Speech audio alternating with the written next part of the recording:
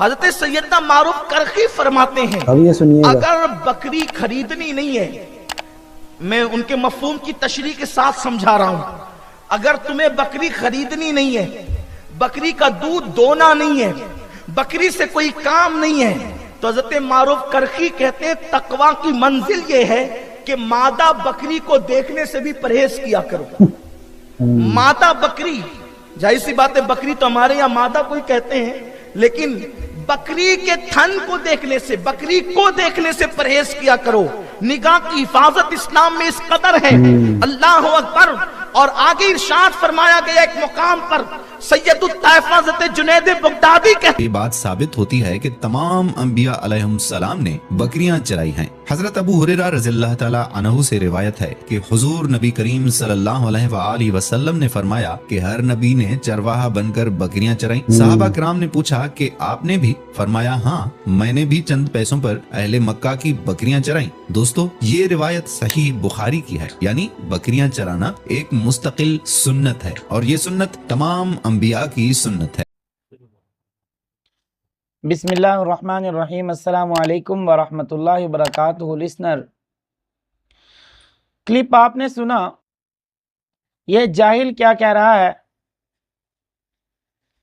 بکری کی برکات اتنی ہے کہ نبی کریم صلی اللہ علیہ وسلم نے بھی بکریاں چلائی، بلکہ یوں کہوں تو بے جان ہوگا، تمام انبیاء علیہ السلام بکریاں چراتے تھے، پھر اس کی برکات بہت زیادہ ہیں، روایت میں کثیر تعداد میں ملتی ہیں۔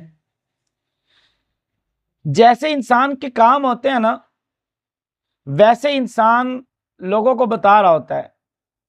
اب یہ کہہ رہا ہے بکریوں کو نہ دیکھیں، جانور ہے یار، جانور کو اگر جانور کی حیثیت سے ہی دیکھا جائے تو کوئی حرج والی بات بھی نہیں ہے۔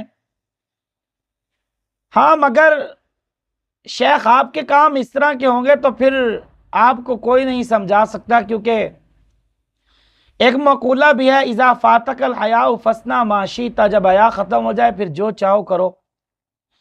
پھر تم بکریاں تو کیا، پھر کوئی اور چیز بھی محفوظ نہیں رہ سکتی۔ کیوں؟ اس لیے کہ حیا ختم ہو چکا ہے۔ جب حیا برقرار ہو پھر بہت سی چیزوں سے انسان خود بچ سکتا ہے، کیونکہ حیا ہے، اور حیا ایک ایسی چیز ہے کہ جب انسان کے اندر حیا ہو تو گناہوں کے کام سے بچنا آسان ہوتا ہے، کیونکہ حیا موجود ہے۔ جب حیا نہیں تو پھر جو مرضی کرو، پھر کوئی پوچھنے والا نہیں۔ یہ تبھی ہوتا ہے جب انسان کے اندر سے حیا کا مادہ ختم ہو جائے۔ اب میں یہ تو نہیں کہتا کہ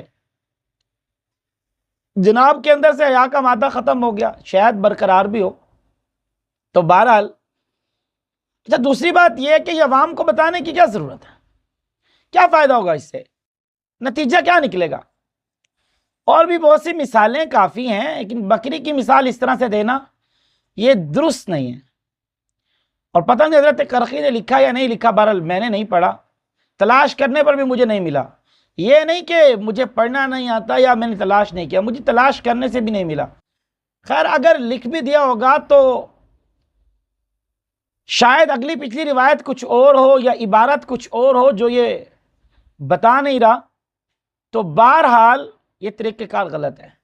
اللہ تعالیٰ ہم سب کو حیا نصیب فرمائے۔ بہرحال حدیث مبارکہ میں بھی آتا ہے الحیاء شعبۃ من الایمان، حیا ایمان کا شعبہ ہے۔ تو اللہ تعالیٰ ہمیں حیا کرنے کی توفیق نصیب فرمائے، گناہوں سے بچنے کی توفیق نصیب فرمائے، سیدھے راستے پہ چلنے کی بھی توفیق عطا فرمائے۔ وما علینا الا البلاغ۔